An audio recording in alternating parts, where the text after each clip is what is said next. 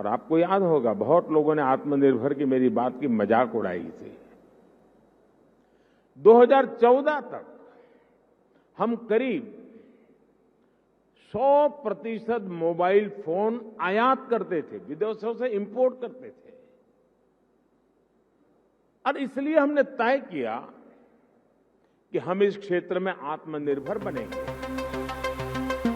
Prime Minister Narendra Modi launched the 5G services in India today, that is on 1st October, at a telecom event in Delhi.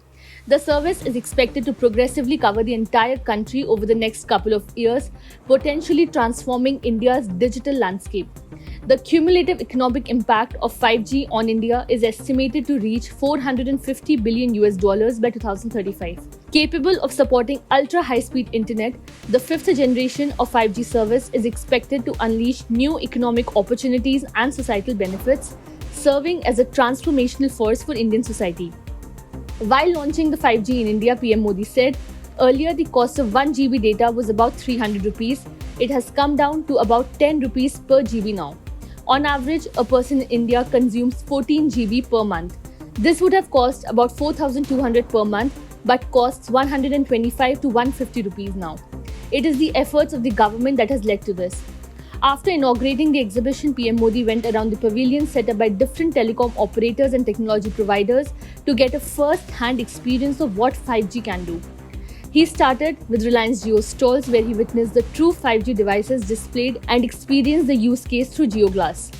Prime Minister Narendra Modi, while launching the 5G services in India, said that technology has become democratic in its truest sense. I have seen even the poor of the country always come forward to adopt new technologies. Technology has become democratic in its truest sense, PM Modi said. Prime Minister Narendra Modi said that India's vision of digital connectivity can be seen in the steep increase in rural connectivity.